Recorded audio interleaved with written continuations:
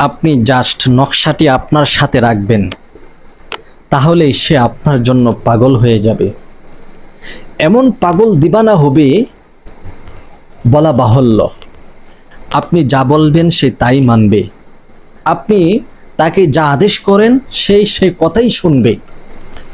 আপনি আপনার প্রিয় মানুষের নাম লিখতে হবে না, তার মায়ের নাম লিখতে হবে না, তার বাবার নাম লিখতে হবে না, কিছু করতে হবে না। শুধু নকশাটি লিখে আপনার সাথে রাখবেন। যে নিয়মটা বলে দেব এই নিয়ম অনুপাতে আপনি নকশাটি লিখবেন, ইনশাল্লাহ কাজ হয়ে যাবে। পৃথিবীর যে কোনো প্রান্তে আপনি থাকেন অথবা সে থাকে, কিন্তু তাকে উদ্দেশ্য করে আপনি লিখেছেন, এতই এনাফ, যথেষ্ট হয়ে যাবে। পৃথিবীর যে কোনো প্রান্ত থেকে তাকে আপনি গ্রাস করতে পারবেন। আপনার প্রেমে ধাপিত হবে, আপনার প্রেমে পাগল হবে, আপনার জন্য সে অস্থির হয়ে যাবে, মায়া কান্না শুরু করতে থাকবে। আপনার সাথে যে অভিমান করেছিল, যে রাগ গুসা করেছিল, সমস্ত রাগ গুসা বলে থেকে সে আপনার জন্য পাগল হয়ে যাবে। শুধুমাত্র এই নকশাটা আপনার সাথে রাখবেন। সম্মানিত দর্শক, এই নকশাটা কিভাবে রাখতে হবে আমি আপনাদেরকে সব কিছু বলে দিচ্ছি, এবং কিভাবে লিখবেন সব কিছু বলে দিচ্ছি। ধৈর্যের সাথে ভিডিওটি দেখতে হবে, তখনই আপনারা এই আমলটি করতে পারবেন। যারা যারা আমলটি করতে চাচ্ছেন, নকশাটা লিখতে চাচ্ছেন, এই আমলটি করতে চাচ্ছেন, আপনারা এজাজত পাওয়ার জন্য, অনুমতি পাওয়ার জন্য জাস্ট আপনারা এই ভিডিওটি শেয়ার করবেন, চ্যানেলটি সাবস্ক্রাইব করবেন, আপনারা অনুমতি পেয়ে যাবেন। কমেন্ট বক্সে অনুমতি চাইবেন, অনুমতির অপেক্ষায় বসে থাকবেন। সেই জন্য এই কষ্ট আপনাদেরকে আর দিব না। জাস্ট চ্যানেলটি সাবস্ক্রাইব করে ভিডিওটি শেয়ার করবেন, অনুমতি পেয়ে যাবেন। এই দুই কাজ যারা করবেন না তারা কোনো অবস্থাতেই আমল করলে লাভ হবে না। তাহলে নকশাটা এইভাবে লিখতে হবে, একটু তাকান। এতক্ষণ সকলেই এই নকশাটার দিকে তাকাবেন। কিভাবে নকশাটা লিখতে হবে আমি আপনাদেরকে সব বলে দিব। এই নকশাটা লেখার জন্য আপনাকে এইভাবে ঘর করতে হবে। আমি যেভাবে ঘর তৈরি করব আপনি সেভাবে ঘর তৈরি করবেন। আপনি এই নকশাটা লেখার জন্য সাদা কাগজ নেবেন, একদম পিওর সাদা কাগজ। কিন্তু জাস্ট আমি নকশাটা আপনাদেরকে শেখানোর জন্য আমি এই কাগজটা নিয়েছি।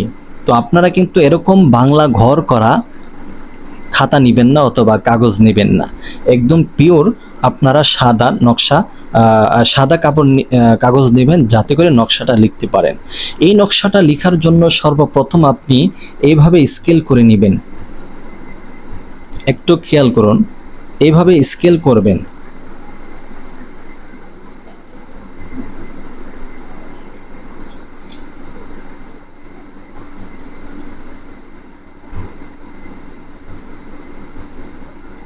আপনারা হয়তো দেখতে পাচ্ছেন, সুন্দর করে স্কেলগুলো করতে হবে, সুন্দর করে স্কেল করতে হবে। আমি কিন্তু জাস্ট একটু ঝটপট করে নেওয়ার কারণে কিন্তু আমার স্কেলটা সুন্দর হচ্ছে না, বক্সগুলা সুন্দর হচ্ছে না। আপনি যখন লিখবেন এটা অনেক সুন্দর করে লিখবেন, অনেক সুন্দর করে, যাতে করে সাইড দিয়ে কোনো অংশ বাঁকা অথবা তেরা না থাকে। এটি দেখতে পাচ্ছেন আমি ঘর করে নিয়েছি। 1 2 3 4 5 6 7 8 9 এরকমভাবে 9টা ঘর করবেন। 9টা বক্স আপনি করে নেবেন। 9টা বক্স করার পরে আপনি এখানে একটি বরকতি সংখ্যা লিখে দিবেন। এখানে একটা বরকতি সংখ্যা লিখবেন, এটাকে বলা হয় বরকতি সংখ্যা। এটা কিন্তু অনেকে বিসমিল্লাহির রহমানির রহিম বলেন, কিন্তু এটা বিসমিল্লাহির রহমানির রহিম নয়, এটা হচ্ছে বরকতি সংখ্যা। এই বরকতি সংখ্যাটা আপনি এই উপরে লিখবেন, যাতে করে আল্লাহ তাআলা আপনার আমলটা কবুল করে নেন। তারপরে আপনাকে এই নকশাটা লেখার জন্য সর্বপ্রথম পবিত্রতা অর্জন করতে হবে। আপনি জানেন যে পবিত্রতা হচ্ছে ইসলামের মধ্যে সবচাইতে গুরুত্বপূর্ণ একটা বিষয়। মহান আল্লাহ তাআলা হচ্ছেন পবিত্র, আর পবিত্র অবস্থায় আপনাকে আমলটি করতে হবে। সেই জন্য 1 নম্বরে আপনাকে পবিত্রতা অর্জন করতে হবে, ওযু করে নিতে হবে। আপনি ওযু করার ক্ষেত্রে আউযু বিল্লাহি মিনাশ শাইতানির রাজিম এবং বিসমিল্লাহির রহমানির রহিম পাঠ করে নিতে হবে, যাতে করে আপনার ওযুটা শুদ্ধ হয় এবং ওযুর মধ্যে শয়তানের কোনো প্রকার কুমন্ত্রণা, ওয়াসওয়াসা এগুলো না থাকে।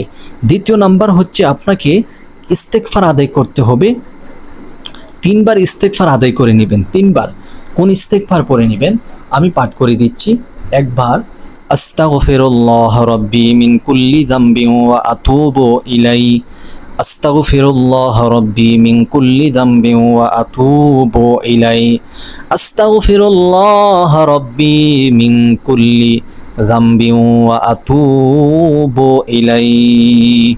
3 বার যখন ইস্তেগফার আদায় করা হয়ে যাবে, তৃতীয় নাম্বার হচ্ছে প্রিয় নবীজি সাল্লাল্লাহু আলাইহি ওয়াসাল্লামের উপর দুরুদে পাক আপনি তেলাওয়াত করবেন 3 বার, যে দুরুদ আমরা নামাজের মধ্যে পড়ে থাকি।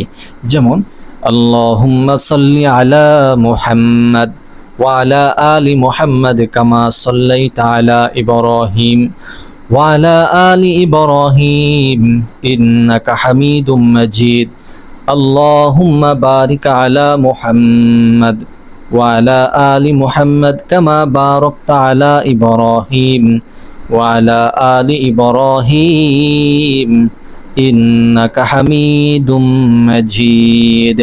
সম্মানিত দর্শক, 3 বার ইস্তেগফার, 3 বার দুরূদ শরীফ যখন পাঠ করা হয়ে যাবে, তখন আমাদের কাজ হচ্ছে আমাদের ইয়াকিন এবং ভরসা আমাদের রাখতে হবে যে এই আমলের মাধ্যমে আমার আল্লাহ আমার প্রিয়জনকে, আমার মোহাব্বতের জনকে, আমার ভালোবাসার মানুষকে আমার কাছে ফিরে এনে দিবে, অথবা সে আমাকে ভালোবাসবে, আমাকে পাগলের মতো সে ভালোবাসবে।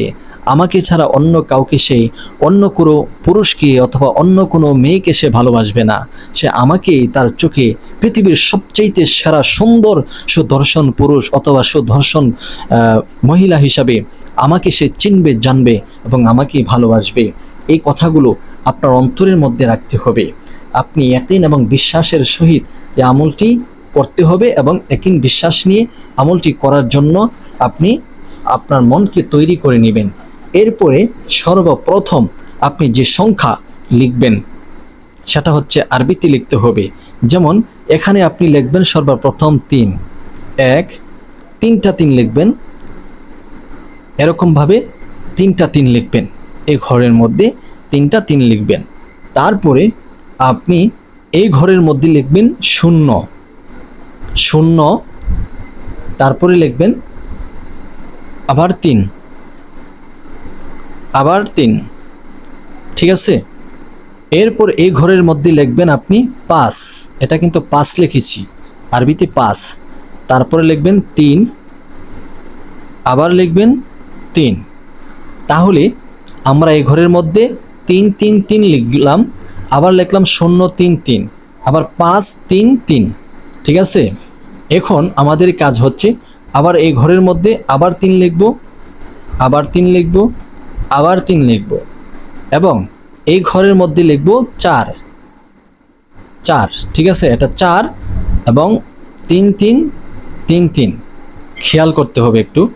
তারপরে তৃতীয় ঘরে লিখব আমরা, এই ঘরে লিখব 6, ঠিক আছে, 6, তারপরে লিখব 3, আবার লিখব 3। সংখ্যাটা খুব সুন্দরভাবে আপনারা খেয়াল করতে হবে, ঠিক আছে। এরপরে আমাদের এই ঘরে আবার লিখতে হবে 3 3 3 3 3 3, ঠিক আছে, 3টা 3 লিখব। এখন এই ঘরে লিখব হ্যাঁ, এই ঘরে লিখব 8, এটা হলো 8, 8 লিখব, পরে 3 লিখব, তারপরে 3 লিখব। এখন সর্বশেষ যে ঘরে আছে এই ঘরে লিখব 1, ঠিক আছে, 1 3 3 3 3, অর্থাৎ এই নকশাটা হচ্ছে 3-এর খেলা।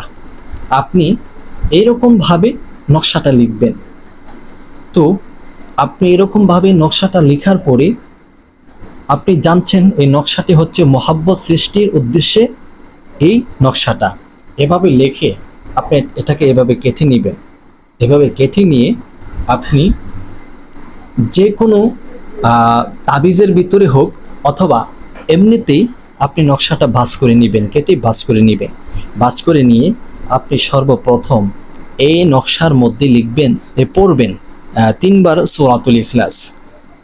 যেমন বিসমিল্লাহির রহমানির রহিম, কুল হুয়াল্লাহু আহাদ আল্লাহুস সামাদ লাম ইয়ালিদ ওয়া লাম ইউলাদ ওয়া লাম ইয়াকুল লাহু কুফুয়ান আহাদ, আপনি পাঠ করার পরে যাকে বশ করতে চাচ্ছেন, যাকে ভালোবাসেন, আপনি তার উদ্দেশ্য করে একটি ফু দিবেন, তার নামটা বলবেন, হে আল্লাহ, ইমুকের সন্তান ইমুকে আল্লাহ তার অন্তরে আমার প্রেম ভালোবাসা তৈরি করে দেন, তার উদ্দেশ্য করে নকশাটা লিখেছি, এই নকশাটা আমার সাথে ধারণ করব, আর সে যেন আমাকে পাগলের মতো ভালোবাসে।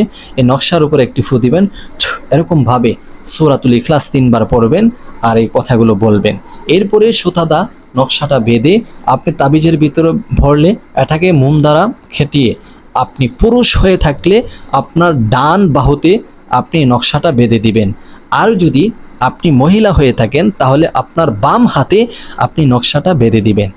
এই নকশাটা আপনি আপনার সাথে যদি রাখেন, মাত্র 3 থেকে 7 দিন যদি রাখেন, ধারণ করতে পারেন, তাহলে 3 থেকে 7 দিনের ভিতরে সে আপনার জন্য এত পাগল হবে বলার বাহুল্য। যখন আপনার জন্য সে অস্থির হয়ে যাবে, তখন আপনি বিসমিল্লাহ বলে নকশাটা আপনার বাহু থেকে খুলে আপনি ঘরের অন্যত্র রেখে দিবেন। তো যখন আবার ভালোবাসা কমে যাবে, আবার নকশাটা হাতে দিবেন, দেখবেন যে আপনার জন্য কি পরিমাণ সে পাগল হয়ে যায়, কি পরিমাণ ভালোবাসে। যারা এই কাজটি করতে চান, অবশ্যই আপনারা চ্যানেলটি সাবস্ক্রাইব করতে হবে, ভিডিওটি শেয়ার করতে হবে এবং কমেন্ট বক্সে আপনারা 3 বার আমিন লিখবেন, বাস হয়ে যাবে। অথবা কমেন্ট বক্সে সূরাতুল ইখলাস লিখবেন, তাহলেই হয়ে যাবে। আমি বুঝতে পারবো আপনারা 2 কাজ করেছেন, অনুমতি পেয়ে যাবেন। আর 2 কাজ ছাড়া যারা আমলটি করতে চান, কোনো লাভ হবে না। এতক্ষণ পর্যন্ত যারা নকশাটা দেখেছেন, শুনেছেন, আমল করতে যাচ্ছেন, আমি আপনাদের যে শর্ত দিয়েছি, চ্যানেল সাবস্ক্রাইব এবং ভিডিওটি শেয়ার, এই 2 কাজ করলে আপনার আমল করলে কাজ হয়ে যাবে ইনশাল্লাহ।